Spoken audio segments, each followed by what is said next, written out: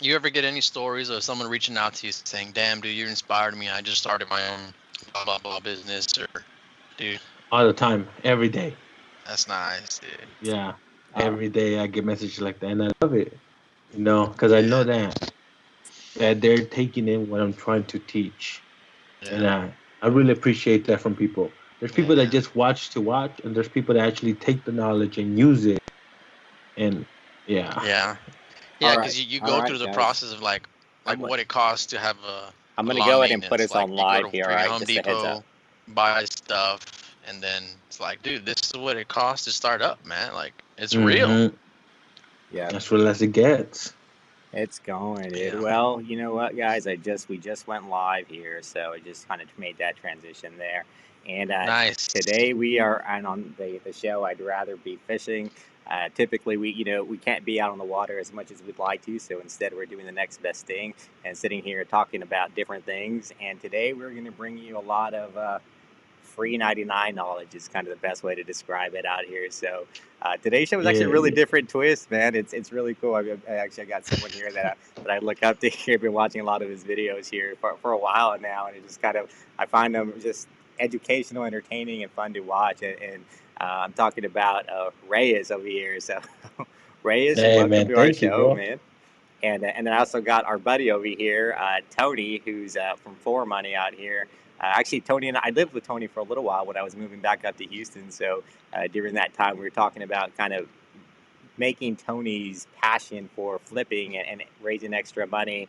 And I've actually taken a lot of lessons from him to buy more fishing stuff through him. So finding ways to flip stuff. So between these two guys, man, they're very inspirational to the stuff that I do and Fabian do here at the shop. And today we're gonna kind of take a different twist and say, you know, fishing, which we all a lot of us have a passion for that, is expensive, and so what are different, buying a rod and reel now can set you back $400 or $500 just like that, and so what are things, and not everybody has that kind of money to do that, and I completely understand. So what are some things that people can do, side hustle, have fun doing it, and be able to show a prize of a rod and reel after that? So welcome, guys, welcome to our show. Yeah, Hey man, appreciate it. Yeah, thank you for having me. so so Yeah, thanks for having me, guys. so Glad to be on. so just kind of setting a framework here, some ground rules here. So I call this a show, but it's more of a happy hour, right? So we're sitting around having I'm having a few beers here as we're all chatting around here, and we just kind of chat around and just kind of have a very casual type conversation. So good deal. So Well, so that Let's sounds do it. good. so let's start off. I mean, let's just jump right into it. So, let's talk about. So, when people talk about side hustles, there's a lot of things that come to mind, and I guess we'll start with you, Reyes. What are some of the side hustles that you think that are easy for people to get into? You know what, man? The easiest side hustle, if you want to make some money quickly, another part-time job. Yeah, A weekend job. but people That's a don't side people don't hustle think that that people doesn't. don't think that as a side hustle, right? They think of it as a job. So why would you, what do you think? Kind of how would you change someone's perspective on that? Oh no, I'm not here to change anyone's perspective. I'm just here to let them know, hey, you need some quick cash, and the job you have isn't enough. Go get another job. But that's the easiest thing you could do if you want to start making money. But if you want to try like the business type, selling on eBay. I know Tony was talking about you flip stuff. Yeah, That's one of the easiest things to do. Of course, here's the thing about side hustle. There's always that little learning curve. So figure out what's really gonna make money. And actually, you might start losing money at first, but that's hmm, the investment. That you're investing in yourself to learn this new skill. But selling, doing odd jobs for people, it's really what's interesting to you. What do you see other people doing? What do you want to try? And because you can make money out of anything, bro, anything. I think it's Yeah, like yeah. That's anything else, man. Like even though it's a high side hustle, you still have to have a little bit of an interest or a passion in it. It can't just be something that you just random. It has to be something that you wanna do. You know? yeah, yeah. exactly. So you have to have fun. Something out there you could do out there. So getting a job. I mean, so getting out there, getting a job is the first thing you would tell someone to do, and then someone say, "Well, I don't want to." commit to that kind of thing. And so you guys started mentioning some of the other kind of examples of things that you guys might do. And so maybe we can take a little bit of a deeper dive into some of these aspects. So you guys mentioned selling on eBay. So what does that look like? Go ahead, Tony. You want to All give it a right. shot? Yeah, I'll give it a shot. So I think most people have this perception of eBay that it's a little bit difficult to sell. Like, I don't know how to sell. I don't know how to list. What do I sell? How much money am I going to make? But you're not going to completely know until you just give it a shot, right? Like, what do I sell? I don't have stuff to sell. Well, literally, you just go into your garage or your attic, find something that you're not using, and just take a few pictures of it, list it, and just give it a shot. Even if you break even, right? You learn. And the next time you're like, you know what? I can probably sell this. And then you start looking around your house for all sorts of stuff. Like, man, I got a college textbook that I haven't used in 12 years. Like, oh, maybe I could sell that. And then you just start building up your eBay experience. And by the time you know it, you're making money. You're like, dude, what happened? Like, I just out of nowhere, you just like start selling stuff. And then you get a little more curious and start buying stuff to sell rather than selling junk in your garage. And then it just grows from there. And then, yeah, it's easy to get started. Does it become an actual business for you where you're taking that money you're making and then reinvesting it, or are you taking that money and using it, or is there, like, in other words, is there a goal to where, okay, I need to make $100 and I'm going to go buy this and I'm done, or are you reinvesting some of that money you're making back? Right, that's a very good point. So it depends what your goal is, right? If you're just trying to declutter, then you just sell stuff and you keep the money and you pay bills, right? But a lot of the stuff that what I like to do is I like to, whatever profit I make, I use it to fund my golf passion and also buy more stuff, because I like to flip stuff. That's also part of my passion. So if I make $100, in my mind, $30 is what I need to play golf. So I use $30 to play golf, and then I've got $70 to go buy more stuff and sell it. So that's my goal around flipping, is use it to play golf, buy more stuff. Now everybody's gonna have their own goal, what they want to do with it, but for me, that's kind of my framework is play golf, buy more stuff, and that's it. Yeah, I kind of agree with him when he said that start small, start selling stuff that you have. That's one thing I'm a big believer on. Start super small on Yeah. whatever side hustle you want to do to get a feel for it and see if you like it. Because I see a lot of people making this mistake where they get $1,200 and they're like, how could I spend these $1,200 into something to double or triple it? But honestly, it doesn't work like that. It's gonna take time and Yeah. investing and patience and experience to really grow it. Yeah. So if you ever want to start a side hustle, start super small. Even like, for example, one side hustle that I did was the vending machines. Little gumball machines that you put Yeah. a quarter. Yeah. Start super small by buying a used one off Craigslist or Facebook Marketplace before you buy a brand new one to see a feel for the business. But Yeah. yeah, and then pretty much it's your business. You could go whichever way you want to go. You want to make just a few extra bucks with it. You want to grow into a business. You want to do more.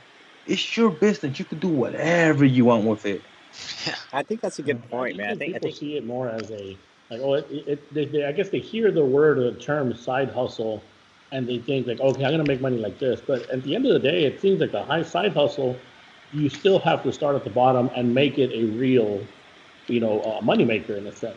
Mm. But it just seems like that misconception of it's a side hustle, so I need to make my $200-300 every time, real quick, and that's what it's gonna be. It seems like it takes a lot of work, just like if it would be your real job. No, Right. it takes a lot of work to build anything and a lot of Yeah. time.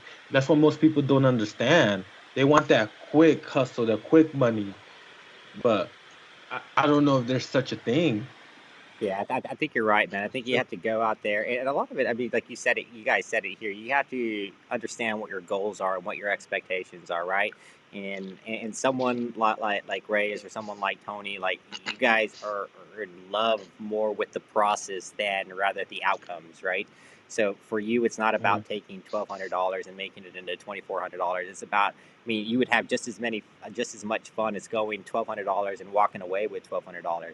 And the example that I give Tony a lot is, or that we've chatted about, is like going to a blackjack table, right?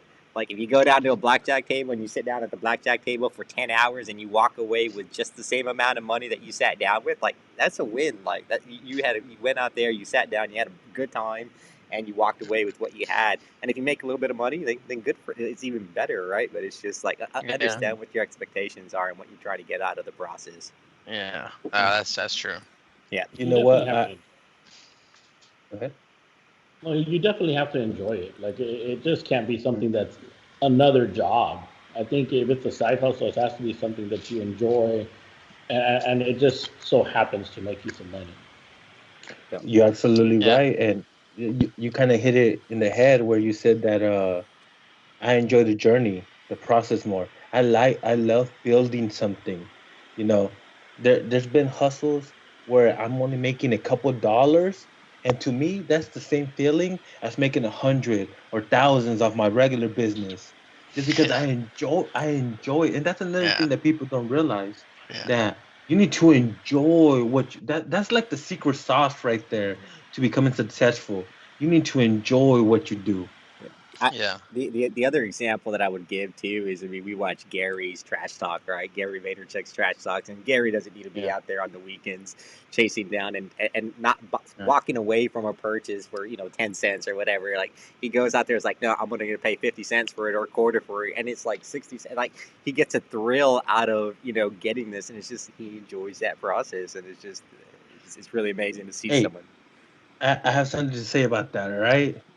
And I'm not trying to be too controversial or nothing, but am I tripping, or has he not revealed what he has sold in real time? You get what I'm saying? Because every time he buys something, he estimates how much he's gonna sell for. No, I want to see the numbers, Gary. I want to see how much you made so far. Gary, I know you're watching us right now, so let's see some number, and don't forget to add the gas, because that's a truly. But what about the gas? and how much you pay your cameraman. And all that other stuff. Yeah. At the end of the day, I mean, like, I get it. For me, it's like, some people go play golf, some people go fishing, some people go running, hiking, and they do that for fun on the weekends. And Gary goes out and garage sales, right? And he just loves that hustle, and he just kind of that thing. He's like, man, and he parks away from far away, so people don't see what he's rolling in. And it's pretty funny when someone recognizes him out there when he's out at these places, and they're like, "Hey, man, what'd you buy?" No, I think what Gary's doing is his normal occupation is what makes him the money, right? And he uses that to be able to afford to go out there and garage sale for no money, right? So like kind of like what I'm doing, I'm buying and selling stuff to be able to go spend money playing golf. Like I'm not trying to become a professional golfer. Golf is my passion. So like Gary, he's going out there to garage sales to buy and sell stuff, not to get rich, right? He's doing it because it's a thrill for him, right? Like he sees something for 15, 20, 30 cents, whatever it is, and he just looks up on eBay, oh, it's worth $80, and then boom, that's it. That's good enough for him. Finding the deal is like, that's enough for him. He doesn't have to go sell it and make, $40 profit, because he already makes money in his full-time occupation. He gets a thrill of, like what Sam said, just finding stuff for 50 cents and then ended up buying it for 40. Like he doesn't need to save 10 cents, but because he chewed him down 10 cents, like that's it for him. Like that's all he needs. Yep. So we're talking a lot about buying stuff and flipping it. So let's hear, I guess, Reyes, what's the craziest or craziest flipping story that you might have, or thing that you bought something and you with the intention of flipping it, it just either went really bad or really well. So I got the perfect story. So it was when I first started, and just like you said, I was looking through stuff. I went to thrift stores, then checked my phone, see how much things were selling for, and then there was a globe right there for like $2, and it was selling for like $20-$30 on eBay. So I'm like, oh, I'm gonna make so much money, So I bought it, took pictures, did huge mistake, put it as free shipping, and that's it. Somebody bought it. somebody bought it and they paid like $30 for it. Well, I didn't take into consideration how big it was, and it cost me $70 to ship it. Yeah. And don't get me wrong, I'm sure I could have found a cheaper way to mail it, but at that point, I'm the type of person that, hey, I just want to get it over with and keep and move on with my life, and that's what happened to me, man. Learning experience, So, and that's why I only sell clothes because I know exactly how much they ship for. and do you still offer free shipping on your stuff across the board, or do you make? No, no, no, no. They pay for shipping now. I'll put the dimensions and the weight, and they pay whatever they have to pay. How about you, Tony? Nice. How about you, Tony? What's your craziest flip here? Um, I'll try to keep it short, but this is one story I like to share with a lot of people because it kind of evolved into what my flipping passion is now. So I went to a shoe store and I saw they had some clearance hats for like $3, and they had like 15 or 20 of them, and I was kind of hesitant to buy them. I looked on eBay; they sell for like 18 to $20. I was like, you know what? I'm gonna do it. I bought all 15 hats, and they sold like in a couple days. I was like, oh wow, that's pretty cool. But then my issue was I couldn't find any more. So then I went back to that shoe store and I asked them. I said, hey, how do I get more of these clearance hats? They said, well, it's only a regional item. We can't find them for you. So I downloaded the company's directory from online. I called 600 stores over like a 2-month span, and I had them send all of those clearance hats to the store in my town. So I ended up buying like 600 hats at $3 a piece and selling them for like $15 each. And I don't know, I probably made like $3,000, but that kind of like opened my eyes to like, holy cow, like there's money out there to be made. I enjoyed the heck out of the process, but I used that money to build a shed in my backyard that I had been putting off for so long because I didn't have the money for it. And I built that shed with the money I made from selling clearance hats from a shoe store. Like that really like opened my eyes to like, oh my God, like I should be looking for more clearance deals because there's money out there for that. Yeah. Tony, is that what you made me focus on? Clearance stuff? No, not necessarily. What I focus on it is finding stuff that's cheap that I can make a buck on, right? If I see it and it's a good price and I think I can make money on it, I'll do it. But a lot of the stuff that I buy is from like wholesalers. Like I've got some contacts with some wholesalers in my town where I'll buy like 3 or 4 pallets of like either bicycle parts or golf accessories or T-shirts, and I'll buy and sell that individually or flip it as a whole. But it's pretty much anything I can get my hands on that I can make money on. Like I told you, like I sold my neighbor's trash. Um, like it wasn't clearance, right? I'm just looking for an opportunity to make a buck, You and got to that's be able to. basically it. Because Yeah, you got to be able to see that value in something, right, and understand that there's a transit. Someone's willing to pay, and this is a question here that Ruben was asking here, and he was saying, I guess people are kind of may criticize him and says, hey, people feel that you're robbing them when you do stuff like this because you're flipping something out here. You paid something for a certain amount, and you did that. So I have my thoughts, but I mean, Reyes, how would you respond to someone like that when someone who has this mindset that you buy something on the cheap on clearance and for $3 and you sell it to them for someone else at $10? I mean, what's the response to that? Honestly, in my opinion, it depends on the item. Like for example, when the whole coronavirus was going on, there was people buying all the sanitizer, all the masks, Yeah. and regular people couldn't buy them. If you wanted one, you had to go on eBay for triple, 10 times the price. And I had a couple friends who were doing that. Of course, make your money. I don't like telling people what to do, how and how not to make money. But depending on the item, if the item people need it, I'm against that. I don't sell those type of things. But if yeah, it's like, for example, I bought Hot Cheetos asteroids when they came out, and they sold out everywhere. And there was people telling me, oh, you're charging way too much because it costs like $1, $2, and I was selling for like $10 a bag. I saw You your know, video. Yeah, I love I that got one. down to like, and then people were telling me stuff, but hey, you don't need the hot Cheetos to live. You know what I mean? Sure. Yeah. That, those are my thoughts on Some it, some depending on the some people item. do, man. Some people need those hot Cheetos, dude. They just Yeah. to get. Yeah, I've Yeah. got a take on that. I think, Sam and I have talked about this in the past that everything is a flip for somebody, Right. right? At one point it costs somebody something to make it, manufacture it, whatever. And like the hats that I was selling, right? Just because I bought them for 3 and sold them for 15, the retail was 21, so I was still selling it for cheaper. But who's to say that the company who manufactured the hats or bought the hats didn't buy them for $1 and then they were selling them for 21? Like, nobody gets mad at the company for Because you for don't see for that, yeah. for buying a million hats for $1 a piece and selling them for 21, but then somebody like me goes and buys those clearance hats for $3 and sells them for 15, and they'd be like, hey, you're ripping people off. It's like, well, you don't need a hat to survive, right? But that's, everybody's got to make their money. And the retail stores, their markup is extremely high because they got to pay their employees and rent and everything, so they're flipping too, right? But it's a business for them. That's like a corporation. And somebody like me looking for deals to side hustle and make extra cash, like, I ain't ripping anybody off, right? I'm just selling stuff because I found something super cheap and I'm capitalizing on it. Yeah. Well, I think Ray hit it right on the nail, man. In regards to, it was also very frustrating to see people, hike up the prices on masks and things of that sort.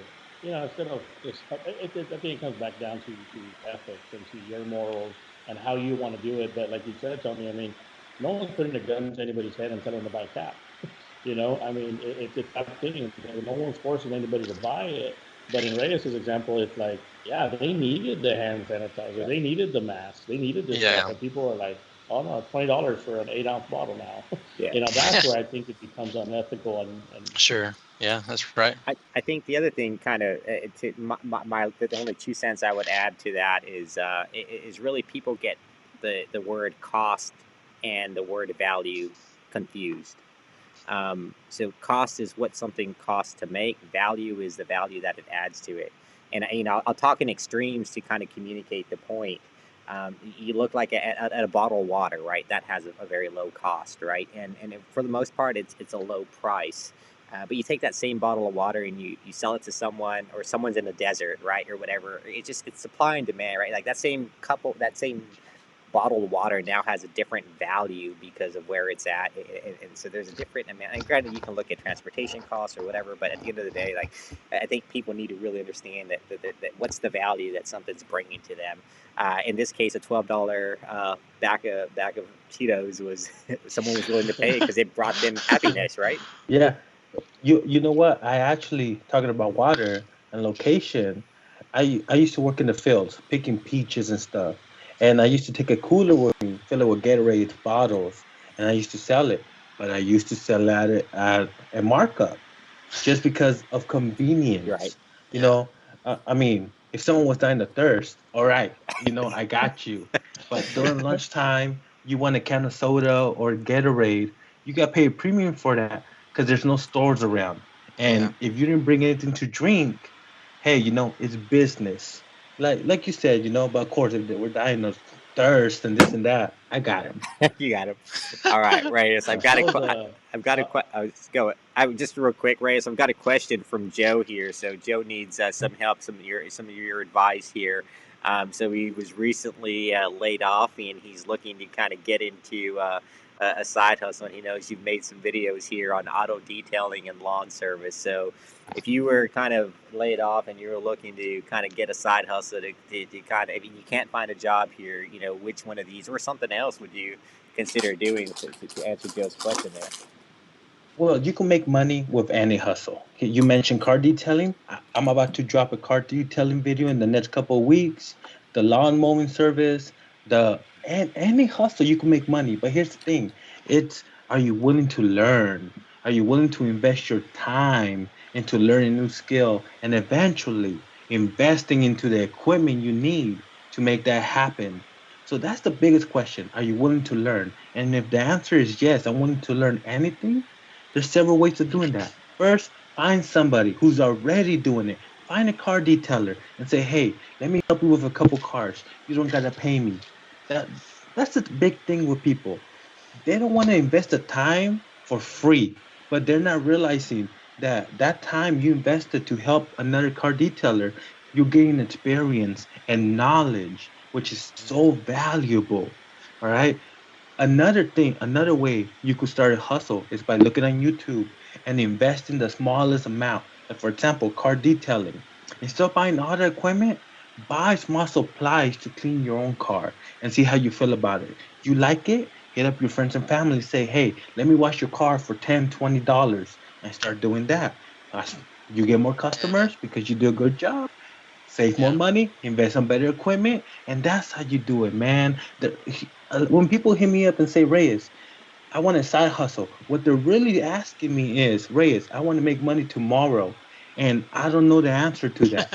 But if you hit me up saying, Reyes, I want to learn a new skill that's going to help me make more money, then that's my answer to you. Learn from somebody else, learn through videos, start small, like lawn Yeah. care service. Instead of buying a big truck, a big lawnmower, this and that, start small. Start with your own front yard. Then ask your neighbors, hey, pay me this much and I'll do Yeah. your yard. I mean, there's no secret formula out here. There's no secret pill. It's just learning and putting in the work in whatever you want to do. Uh, Yeah. And that's my answer. no, there you go. There you go, Joe. So I hope you got some answer. Just whatever it is, like start small and figure out what it is you like to do, and then as you know, as you get more confident, just build and do it Yeah. bigger. So awesome. So, But here's the biggest thing. Joe, if you're listening right now, you need to take action. Because here's the thing. When people ask me, what side hustle should I do? They already have an idea of what they're interested in. But they just want more idea. You know, like for example, I don't know if you guys ever invested on equipment, but then you're looking at equipment, and then you're like, oh, let me see if I can find a better deal over here. Oh, you know what? Let me wait and see if this is gonna go on sale. Oh, let me go on the forums and figure out. No, you're just wasting time. You already know what you want to do. Just go for it. There Yeah. you go, Joe. there you go, Joe. There's your free 99, Joe. There's your free $99, Joe. Take Yeah, that. yeah. And then I mean, but the other thing was, so you get out there. I mean, there's a lot of different things, and then and getting into. I mean, like Tony mentioned, and Tony and Ray's mentioned a few things here. Like you know, you could always start, you know, selling some of the stuff you don't use already in your garage, and eBay is a good platform, and then that may lead you to being able to kind of scale up that operation and going from there. So. Um, Hmm. Yeah. so one of the questions I have, so getting started on eBay, and I mean, recently I started selling more and more on eBay, but I kind of, what are some of the things that like people don't, you know, they may try it and then back off on it because it didn't work out. So what are things that people that are learning to get in, looking to get into selling on eBay, what are things that they're doing wrong, or the common things that you see people doing wrong? Okay, I'll take this one.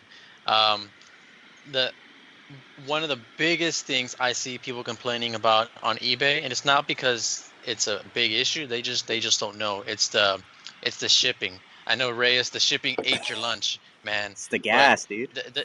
the shipping, it's an art. It's a skill you have to learn. Like shipping a shirt, it's like, oh, I gotta ship it to Florida or California. It's like, oh, it's telling me it's $9. Well, you do a little more research, you can probably ship it for $3. So the biggest thing is the shipping. Like if somebody puts free shipping and then somebody buys it from Hawaii, and you're like, oh, you're gonna have to ship it like for $40. But it's really the shipping that kills you. If you can figure out how to lower your shipping cost, how to package, there's different shipping methods, whether to use Hmm. FedEx or USPS, and at first it can seem overwhelming, but once you have it down, and like Reyes with the shirts, right? I'm sure you can ship like 8 or 9 shirts, for like maybe 10, $11, and before you were trying to ship one shirt for like 5, $6, and if you can get the shipping down, like you're golden. And after that, everything will become a little easier because now you're worried about, okay, what products do I sell? How much do I sell it for? And then and then you get to a good point, and then boom, the shipping eats all your profits. So if you can figure out a good way to do shipping, I mean, you're in pretty good shape. Let me piggyback off that because you're absolutely right. But here's the thing: it is overwhelming because USPS, where you ship it, they have flat rate boxes, different prices. They have priority mail. They have regional, and it is overwhelming. But here's the thing: anybody trying to get into eBay, no matter how much research you do, nothing's going to prepare you for when you actually ship it. So my advice is just go for it and start shipping things because the more stuff you ship, the more you're going to be able to understand. All Yeah, right, now I know. Like for example, now I know one shirt, $3-4, pretty much anywhere in the United States. that's You right. know what I mean? Yeah. And then something heavy. I know anything that's less than 15 ounces and fits in a small box. That's its different separate shipping prices. Yeah, So just start shipping a whole bunch of things. yeah, And but of course, don't go too crazy because you will lose money. Yeah, You like Here's another thing. Here's another thing I want to really emphasize. You will lose money when you first start because you're going through that learning curve. You're gonna make mistakes. You're not gonna understand things, and that's okay. But as long as you're willing to learn from it and keep going, you'll make your money back. yeah, that's right.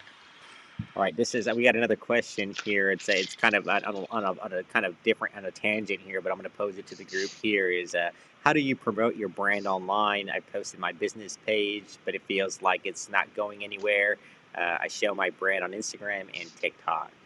Not really sure kind of what the meat behind that is, but I have my thoughts here. But I mean, Reyes, you definitely have the biggest brand here, so I'll let you kind of give your take on how to promote your brand. Here's the thing: a lot of people want to push a brand, but they don't even understand what their brand is. For example, my brand is all about knowledge. I provide value to people. That's my brand, free 99 knowledge. And you have to stay true to your brand. It wouldn't be my brand if I start selling courses or ebooks or coaching. And I've had opportunities, even one-on-one calls where I could make money per minute. I chose not to because that's my brand. That's what I stand for. So in my opinion, figure out who you stand for. What's your message? A lot of people feel like they could just make a shirt, put a design on it, and that's a brand.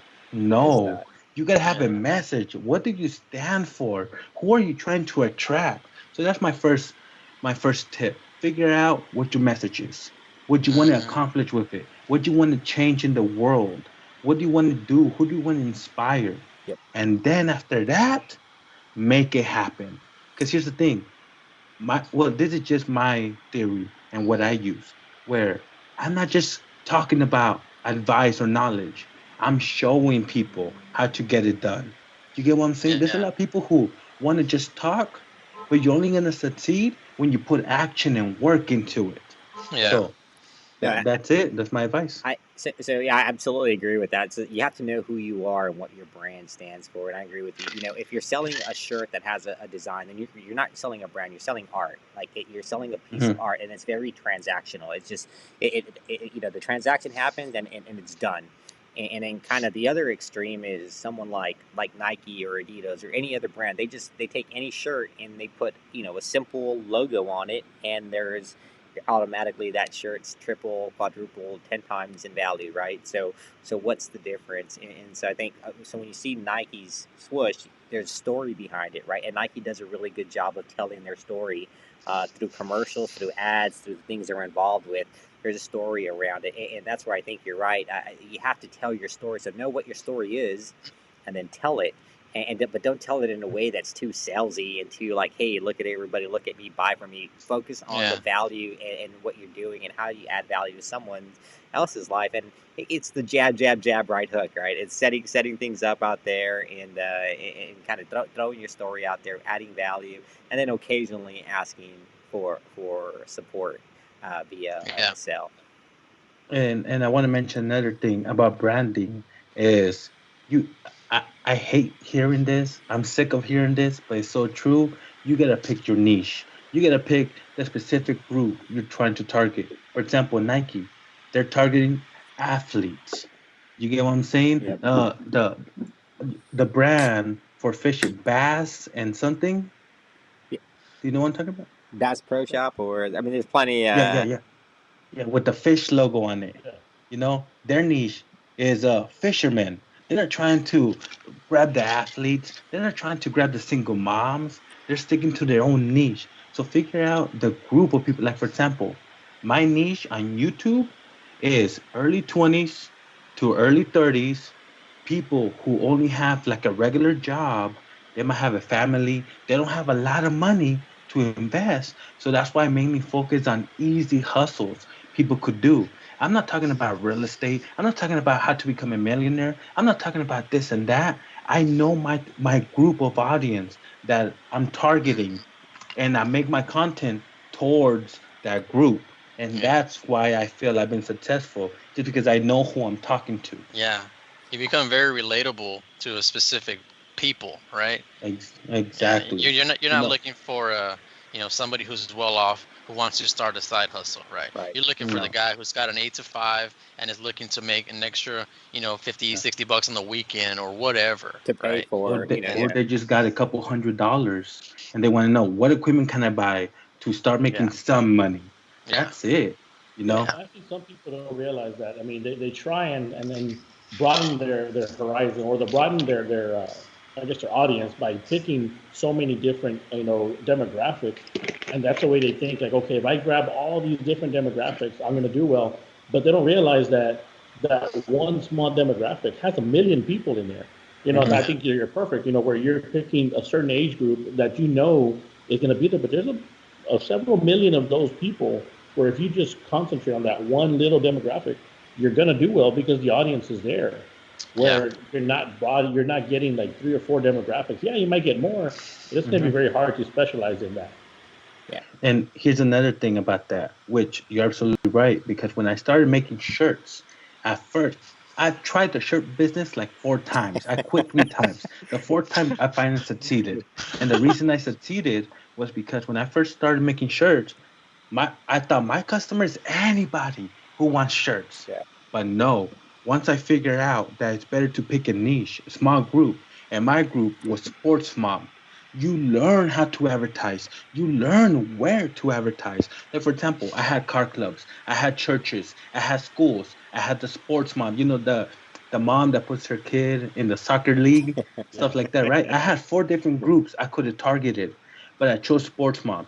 And now, where do you think all sports moms hang out on the internet? On Facebook. They're on Facebook group all day. So that's where I started advertising. And here's the thing. Also, I didn't like, for example, a car club. You could advertise 10 big decals and 10 shirts, and that's gonna do well. But if you use that same advertisement for sports moms don't want It work. decals. They don't want 10 shirts. They need 1 or 2 shirts. And also sports moms. Look, this was my thinking. If they have enough money to put their kid in sports, which is expensive, they have money Especially to golf. spend on a So custom we're talking shirt. about Tony. And was selling one custom shirt for like $25, glitter, logo, glitter, name in the back. And that was my main niche. But you get what I'm saying, how I Yeah. had to pick one. And once I picked one, I understood how they thought. I knew how to advertise to them. And that's why brands become successful because they know exactly who they're trying to sell to and how to sell to. Yeah, and yeah, it's understanding, reverse engineering your niche, your target audience, and figuring out where they're at and where they're doing, and how do you get in front of them, Mhm. right? And putting the right stuff yeah. in front. Exactly. Yeah, no, Exactly. that's absolutely. So Leo's one of our followers here, but he's asking about Reyes. So Reyes, you have your YouTube channel, Reyes the entrepreneur, and you've been doing this for how long now? 5 years. 5 years. So what was that? Wait. Well, to be honest, I started in 2010 as a hobby. Like I will post one video every 6 months, just if I had time. But in 2015, that's when I told myself I actually want to make something out of this, and that's when I started putting in real work. So 5 years. So what does real work mean in the sense of becoming a monetized Like, YouTube channel? well, like for example, 2010 is a hobby. Whenever I had time, whenever I felt like it. 2015, no. what type of video am I gonna make? I need to make one this week, that type of work. And I didn't start making money till 2017. So for 2.5 years, I was doing YouTube for free, trying to find my niche. And then luckily, one video took off, and it changed everything for me. Which video was that? How I made screen printing into my full-time income. Okay. I was making shirts. Yeah. And that video took off. 3 months later, I was able to quit my job at AM PM and do YouTube full time. And I've been doing it full time ever since. So you're primarily doing YouTube full time now? YouTube full time, yes. And you've got your side hustles where you still doing T-shirts on the side, or kind of. So this is one thing I have to make clear all the time. Once I decided to focus on YouTube, so I was doing shirts full time for like a year, and I was doing that as a full time income. But then I decided I wanted to do YouTube, so I jumped into YouTube. And YouTube is my main focus. All the side hustles are pretty much just for content. That's it. If I make money, great. If I lose money, hey, it happens. But I document the whole process to show people how it is. But it's all content. So if you see me doing the hustle, it's for content. But I'm going to put effort, and I'm going to try growing it. But if it works or if it doesn't, that's irrelevant. Yeah. And the other thing that's pretty cool, I mean, not only is like to see the scale and where you're at, but the influence you've had on people. I mean, I'm sure people are hitting you up about vending machines and toy machines and becoming Uber drivers. All the videos you see, I get questions about it. I got a question about a guy asking me, Reyes, how many cans should I get to get this much money? I'm like, this guy over here, But I get questions all the time. A lot more than a lot. You also you have to have a love-hate. I'm sure there's a lot of people who don't really like you because I think you're also like showing a lot of secrets that people take a long time to learn. And I think people get upset with that, but that's the beauty of your channel is that, and I was watching several of your videos, it's like you tell people exactly what they need to do. But again, like you said, you're targeting this audience that's really benefiting from what you're doing. So here's the thing. Yes, when I first started, and I'm sure before, because here's the thing, now it's common for people to share secrets. Now you need to share secrets if you want to grow. But back then, I got a lot of hate. Because the OGs, the people before the internet or before YouTube was big, who put in the sweat and the tears and trial and error to find the solutions and the secrets, and now this guy's giving it to free to everybody else who doesn't have to work for it. So yes, but they're not my audience. The business owners are not my audience. It's all the people who want to start. And I used to get a lot of hate. I still get a little hate every now and then, but I only focus on the positive. I just people don't realize, man, that the pie is huge. Everybody can make some money somewhere, man. And I think if you think of it like that, and I mean, Sam and I have that business where we're making, we also make some shirts and stuff. And people ask me for advice sometimes. Like, I don't mind giving you the advice, and because I got the advice from people. And it's like it's one of those things, you pay it forward, and I believe in karma, and it's one of those things where you got to help people out because people are going to buy from you no matter what. The business is there, just a matter of whether they're going to buy from you or not. But I mean, the business is there, and if you help people, I think at the end, it'll come around. That's what happened to me. When I first started shirts, no big following, no nothing. I used to give out the knowledge for free because I'm like, that's what's going to make me stand out from the rest of the people. Well, several people in my town saw my videos, and I created my own competition. I know of at least 3 people who started selling decals and shirts because they watched my videos, and they became my direct competition. And at first, I really had to ask myself, I'm giving out the secrets, but I'm creating my own competition. Should I stop? But then I saw the bigger picture of trying to change the world. And here's another thing I learned. If you're good at what you do, you give great customer service, you produce a great product, people are going to buy from you, because the people just starting out, they don't have the experience. They don't have the customer service. So don't worry about it. But for example, believe it or not, for my ride-alongs, I get rejected a lot from business owners because I tell them, hey, are you willing to share knowledge? And they're not. And Yeah. yeah, honestly, it's because they're insecure. Because if they feel someone's gonna steal their business just because they share their prices, that Yeah. tells me that you don't believe in yourself, that you don't have something good. Because if someone could duplicate it and steal it, you have nothing special. But what I'm trying to say is build something special. Yeah. Yep. Give that great customer service, great product, at great Yeah. price. Like for example, when I was making shirts, I told you I was charging $25 a shirt. My competition was barely starting out $15 a shirt. But people went to me because they knew when they went to me, you got good stuff on time. I gave you a smile. And if I could go the extra mile for you, I always did. And Yeah. I always had I business. think so. Several things that you said that really stand out to me. So one thing, and I tell this to anybody that I talk to: if you're competing on price, you're a commodity, and you've already lost. Hmm. You're only going to stay in business as long as you can offer the lowest price.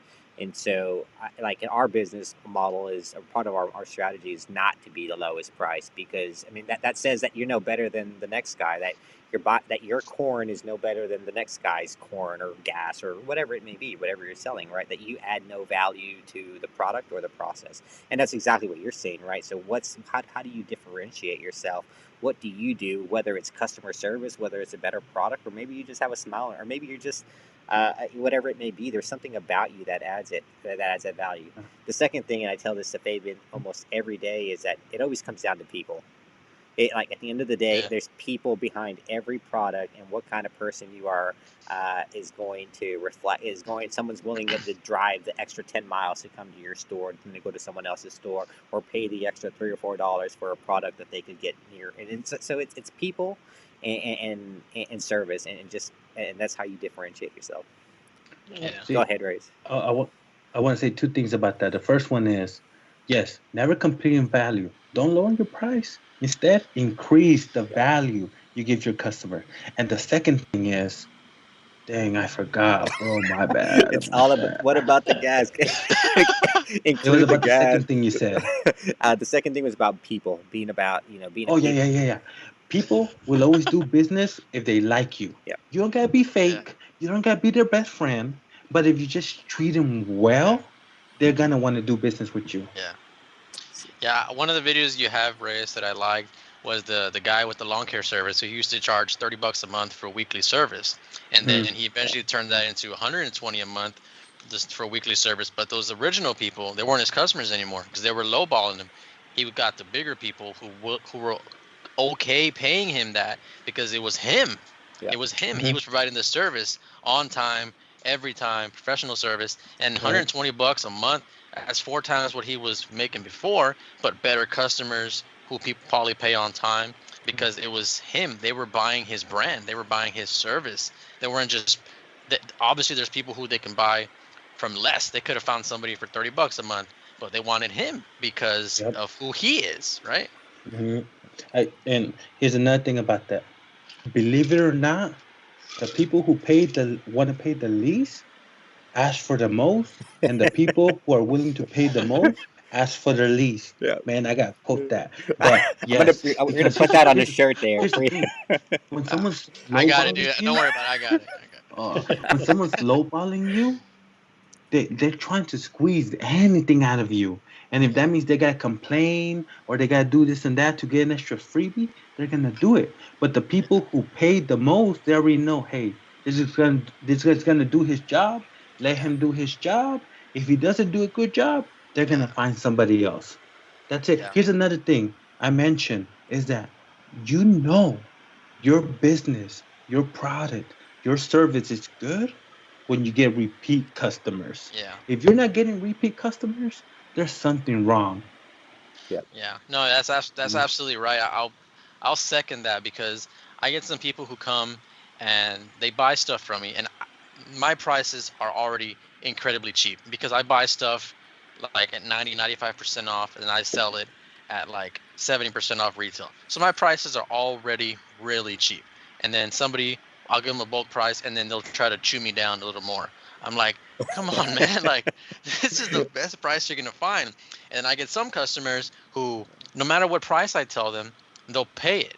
And if it's like, 107, they'll just round up to 110 and they won't even try to chew me down. And those are the people who come back because they want to come back because I talked to them about golf. I chatted up with them about their passion or whatever.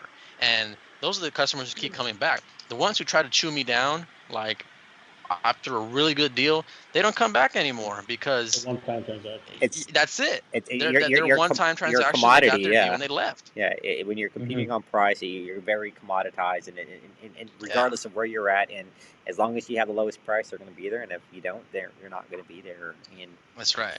I think it goes back to what Reyes was saying also, where, you have people who want to do what you're doing. But I think a lot of those people who want to take your advice and want to do what you're doing, and be your competition, so to speak, they don't have the passion that you have. Yeah. So they're not going to succeed. Even though you're giving them all the advice that they want, but they want that advice to make that dollar right now. They don't want the advice because they love what you're doing and they want to do what you're doing. And I think the customer sees that. They see that there's a passion behind your work and behind your business. And like Tony said, they're going to come back to you because of the effort you put behind it, and it comes across in your product. I mean, it just really does. And definitely, we're speaking about this from a different perspective, right? And so the perspective that we're speaking of is we all of us here have a brand here, right? And we're not just kind of getting into the side hustle domain. But the reality is that these brands started off as side hustles, right? Like we were working jobs, and then we were doing. Fabian was printing shirts. I was making rods. Tony was buying stuff, and you were making decals, right? We all had these side hustles that kind of evolved into becoming brands. And really kind of what I think is cool about this is we're showing how a side hustle can become your main hustle through these kind of fundamental type steps, right? And that's kind of like, for me, it's like, it doesn't matter what you do, whether you're selling decals, selling shirts, selling hats, whatever, like all of these things apply. And they're just a way that you kind of can elevate and take your business or side hustle to the next level. Yeah. That's absolutely right. You hear all these major companies, and they always get asked, "Oh, how'd you start?" And they all say, "I started in my garage." Like started making syrup in their garage, started making shirts in their garage. They started manufacturing small pieces of plastic in their garage. Everything starts somewhere. Nobody wakes up one day and they've got a building and a huge manufacturing plant and 1,000 people printing shirts. Like that doesn't happen, right? It starts off as they've got a permanent gig somewhere, making their money, not funding their life, but like paying for their bills. That's their occupation. And then they have this interest of, oh, maybe I need to make extra more money. Maybe I need to make some money on the side, a side hustle. And then that side hustle gets big enough to where it overcomes, how much they're making on their normal job. And then that side hustle becomes their permanent gig. But I want to differentiate though. You mentioned kind of why someone would do a side hustle, right? Getting your wanting additional money is one reason, but it's something you may be doing a job that not necessarily you hate, right? But it's not your passion, right? And so you may try to find something like we started building rods because I love fishing, and I was building my own rods because I wanted to go fishing, and so forth, right? Fabian loves to draw and do art, so he wanted to put art and put that on shirts, and so like you're doing things that relate to your passion. Then it's really cool when your passion starts, when you start sharing your passion with other people who share that same passion as you, and then and that's your niche, like Ray was saying. Coming back to that, and I think people need to realize that. I mean, there was those days where you didn't want your passion to be your passion anymore because it became a job, and I had my full-time job, and at the beginning it was badass. Hey, I saw my shirt out there in Corpus, or I saw my shirt, wherever. But then it was like, God, now I have to start printing until 4 a.m, and then wake up and go to work until at 6 o'clock, and it becomes a job. That's like, God, it's not my passion anymore. But at the end of the day, you kind of just put the brakes and kind of think about why you started it, and But again, it's one of those things where if you want to make it your full time, if you don't want to make it your full time, you're not going to scale it to that, But I guess at the end of the day, it's a whole cliche of if you do what you love, you're not working a day in your life. And that's the idea, You know what? I actually was in that situation last year with YouTube, where I started YouTube because I love it. I love teaching. And then one hustle went viral, and it brought me a whole new bunch of audience. But the audience only wanted to see it was the vending machine content. Okay. The audience only wanted to see vending machines. They didn't care about my other hustles. And you can only do vending machine collections for so long before it starts getting boring. And I had a situation. Do I keep making vending machine videos that are getting views and bringing money, but I just hate making them now?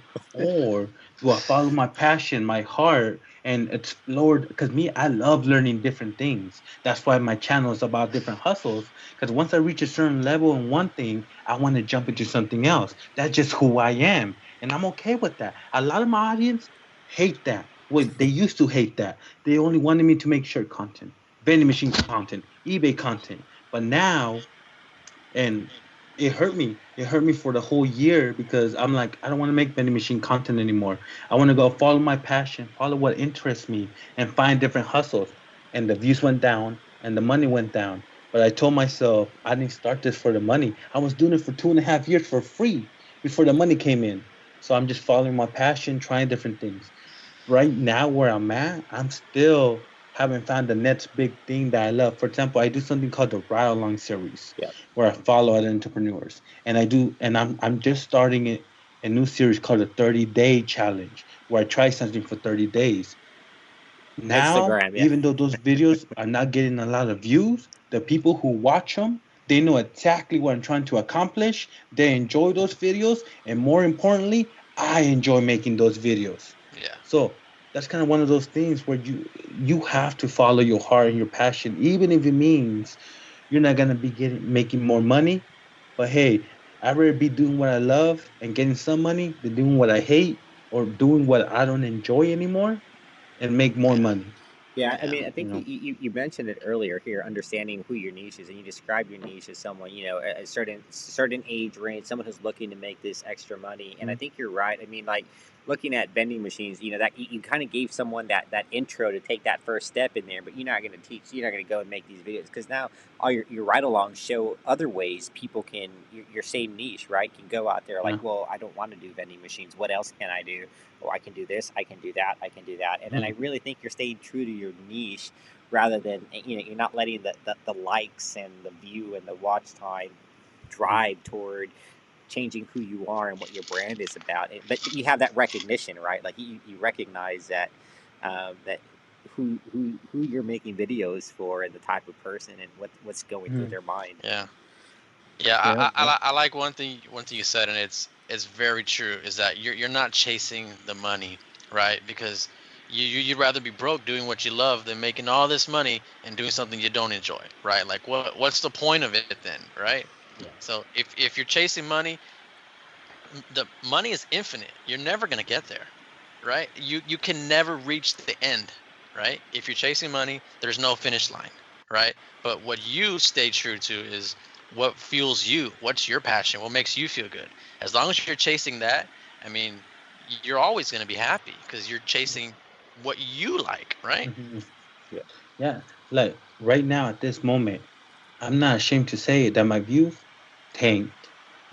I used to get a great amount of views. Now I don't even get that. But guess what? I'm happier than ever because I'm making content that I enjoy. Plus, being an entrepreneur, we find different ways of making money. And I Yeah. found different ways of making money. So I don't even rely on the YouTube ad revenue anymore. So all the videos I make is because I want to make them. Yeah. And I'm really proud of that. No, that's Yeah. awesome, man. I mean, it's the same reason people do these side hustles is so they can have a lot of control over what they do, right? Where you spend your time, and kind of when you're working for someone, right or wrong, like you're under someone else's control, right? And you don't always get to make the decisions to influence and change your behaviors and your patterns. You know what? That's one big reason I chose to become an entrepreneur, because look, I'm different. I know I'm different because I hate it with a passion. People telling me what to do. Like I've had over 30 jobs since I was 21. Once you took off, I was 28. So in those 7 years, I've had over 30 jobs because first of all, I realized and I accepted that to a job I'm just a number. If I get sick, if I get injured, they're not gonna take care of me, man. They're just gonna replace me. So you know what I do? I replace them. Anytime, I don't know, you know, every time I have a manager, a coworker, I've quit most of the jobs because of the people, not the It's actual people. Yeah. job, Yeah. you know. But that's it. I chose entrepreneurship was the only way I could wake up when I want. I could wear what I want. Nobody telling me what to do. And that's why I worked so hard. Another thing was I didn't get comfortable. I got offered manager position with a raise, benefits, Monday to Friday, 8 a.m. to 5, prime work. I had my weekends to myself. And I said no, so I could pursue my YouTube because I knew if I took that job, I was gonna have to be committed to that job. And I didn't want to be committed to that job. I said no. 2 months later, I quit. I started working in the fields, and I felt like I made one of the biggest regrets of my life saying no to that comfortable job. But I'm the type of person that's like, hey, whatever happened, it happened for a reason, and Yeah. there's nothing I could do about it except keep moving forward. And that's when I just went hard on YouTube, and it took 2 years, bro. Once I got that, uh, once I got that offered a managing position to being able to do YouTube full time, it was 2 years. So 2 years of struggle until I finally made it, man. You Yeah. know, there's several things that you said there that really stand out to me, and one of them is a misconception by entrepreneurs that or people that go into business that like, well, I'm gonna start my own business. I'll get to do what I want and kind of, and you mentioned like wake up when I want, but that doesn't mean you're sleeping in. Like you're probably waking up earlier, and you're probably like just because you want to, right? Oh, Like you're yeah. going harder than like you've ever gone because it's your stuff and you just have a different drive Oh, yeah. when you're on there. Because, like, for example, today I woke up at 6:30. It's 7 over here already. Just working on videos, weekends, working on videos. But here's the thing. Here's the mindset you need to have if you really want to become an entrepreneur, that you'll work 80 hours a week to be your own boss, then work 40 hours a week Right. working for somebody else. Yeah. And And another thing is, like I mentioned earlier, I'm doing what I love. I'm doing my passion. So how you said earlier, it's not work for me. yeah, it's easy to work those I 80 enjoy it. hours. Yeah, it's easy to work those 80 hours because you enjoy them. I mean, like a lot of times, like the way I tell people is you're either fighting the clock in either direction. You're one of them, that clock is moving really slow and you're waiting for 5 o'clock to get here, or the other one is like, man, I only got 2 hours left to get everything done right. Like, or it's already midnight, or it's 2 in the morning. Like, where did the day go, Yeah. right? Yeah, Look, I exactly. have my to-do list, and then I'm just scratching off thinking, I wish I had more time in the Yeah, day. yeah, absolutely. And Yeah. that's the way I, it is, man. and I think an important thing to realize here too is that not not everybody knows how or wants to be an entrepreneur, right? Yeah. It's not for everybody. Mm-mm. Your audience are the people who have normal jobs and they want extra money, which is what the point of a side hustle is. It's on the side, right? So Mm. a lot of people are comfortable having an 8 to 5 job, and that's cool because it pays the bills, Yeah, it takes care of them. It's very necessary, right? But not everybody wants that. yeah. But Mhm. how you And relate to and people that's okay. is Like, there's very nothing wrong good. with that. Yeah.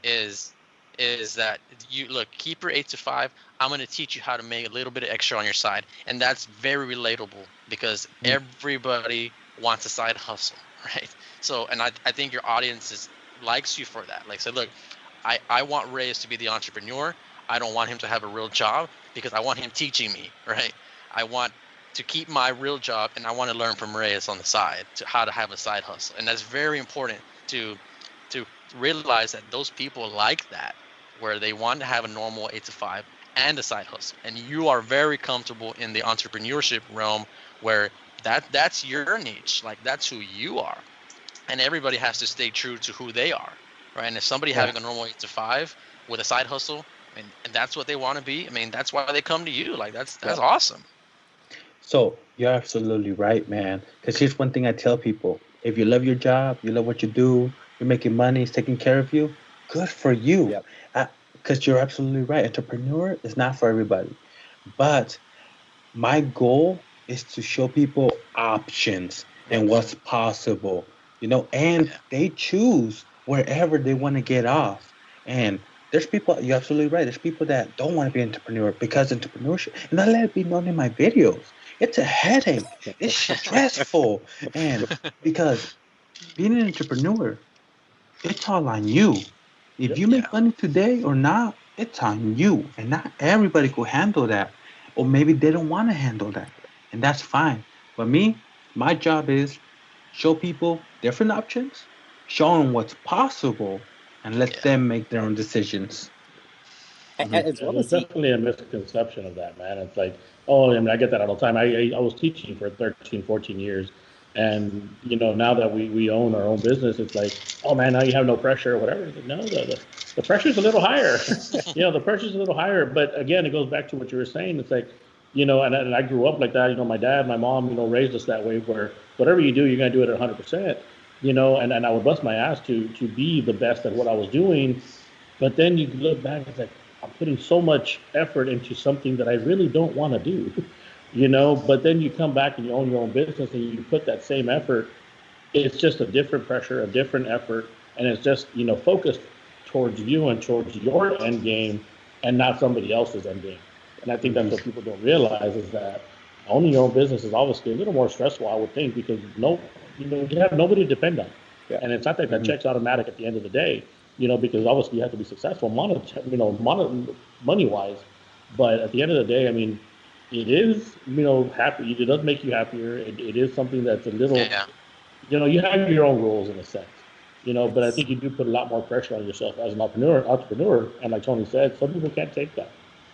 Mm-mm. or some people don't want Yep, to you're take absolutely it, right. right? So I get, there's, in my opinion, there's no judgment, right? People do what they want to do. Pursue whatever makes you happy.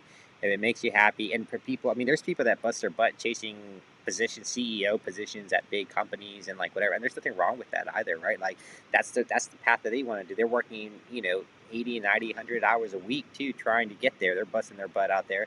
Then they have people in the same company that may just put in the 40 hours they have to, and then they want to go to and spend time home with their kids. And at the end of the day, it's like, do whatever you want to do. Just don't complain about it, right? Like, don't bust your Yeah. butt. Don't work 100 hours and complain that you don't get to spend time with your kids, because that's on you, right? Like, you can influence that. Or Right. don't work 40 hours a week and complain that you're not getting promoted or getting the raises you want, because again, that's on you, right? But Yeah. do what you do, be happy about it, and own it. So Yeah. Yeah. As, Absolutely. as long as you're following what makes you happy, whether it's Yeah. with a job, whether it's being an entrepreneur. I know some people that don't have a job and they're surviving, just yeah. however they're surviving, and they're happy that way, Yeah. and good for them. It's Yeah. perspective has a Yeah. lot to do Absolutely. with it, man. Like you don't know something's bad until you know what good feels like, right? Like you just like, Mm. and you just like, again, like, it's just being perspective, being kind of aware, self-aware of what's going around you and what makes you happy, and responding and acting in accordance. If Yeah. you don't like where you're at, then change. And that's one thing. I mean, I've traveled to a lot of places, a lot of different countries in the world. And a lot of people don't have the same opportunities we have here in the U.S., right? So there's people that they live their lives knowing that their lives are never going to get better, and no matter how hard they work or little they work, their lives are going to just kind of stay where they're at. Whereas here, if you're not happy with your life, then you have complete control over changing it, right? It's on you to change Yeah. it. So, Absolutely right. Absolutely. man, guys, we touched on a lot of different topics here, dude. And so I know we were talking about just trying to go into the side hustle, but definitely I think that what we talked about today relates to anybody, whether you're at early in the journey. We talked about different things people can do getting into flipping. Obviously, Reyes has a lot of videos around different types of side hustles and give people the options of, hey, you could try this, try that, try that. You mentioned you've got some more videos coming out, Reyes. What else do you got coming out here? Oh, bro. Oh, depends, man, because of the corona, it slowed me down a lot. But I have a car detailing business, how to start a car detailing business for beginners. Hopefully, that's a sponsor video. So I'm waiting on the company to send it back. The t-shirt business, bro, I tried to get out. It always pulls me back in because I got a printer that prints heat transfers that makes custom shirts. I'm making a 30-day series out of that. Okay. And then for this month, I got a car dealership right along and a clown right along, and that's what I Clown? have right now. Yeah, a clown, a party clown. Oh. Yeah. You're definitely But giving people here's some the options, thing. man. There's a lot of options. If yeah, but if the corona, if they close down everything But again, I just think you got to and think different, man. Like there's things out there that are like now that we're in the coronavirus, I'm sure there's people that are busting like working.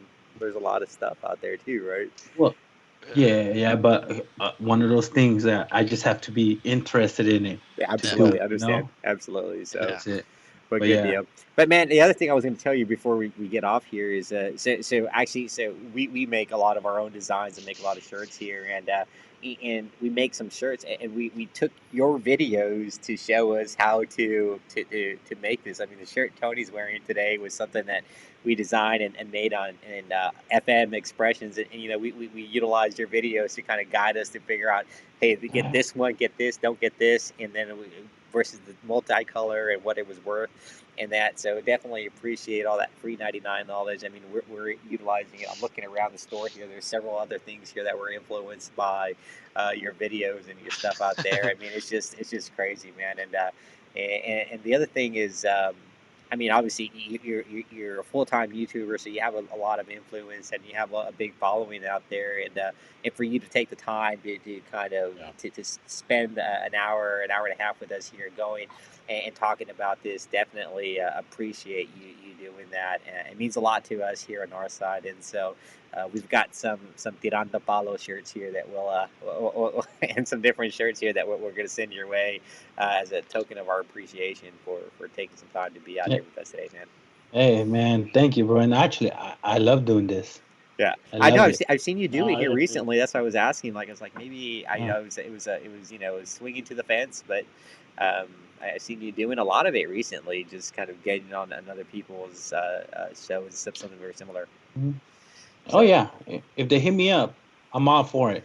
yeah, Because like I love teaching. That's my big passion, teaching. So I see this as an opportunity, and like just like the YouTube videos, I don't do it for the subscribers. I don't do it for the views. If I have an opportunity to teach, I'ma take it. yeah. So Yeah, Yeah. definitely. I mean, I want to thank you for everything. I mean, obviously, Sam and I, we own our own shop, but I mean, hell, I learned a hell of a lot right now and just today. Yeah. And obviously, this is your full time job, man. For you to take the time, almost an hour and a half off your time speaks volumes of who you are and what type of person you are, man. And just really, really thank you for taking that time for Hey, us. Man. Really hey, appreciate man, it. I appreciate it, but I'll send you guys the check later, right? There you go.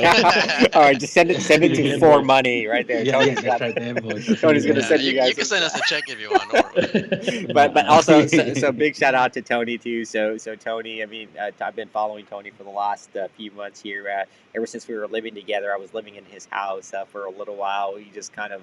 We were brainstorming about trying to take this the stuff he was already doing and taking it from a transactional Yeah. standpoint to building a brand around it, and that's what ForeMoney is all about. It's about showing people how to flip stuff to fund your passion.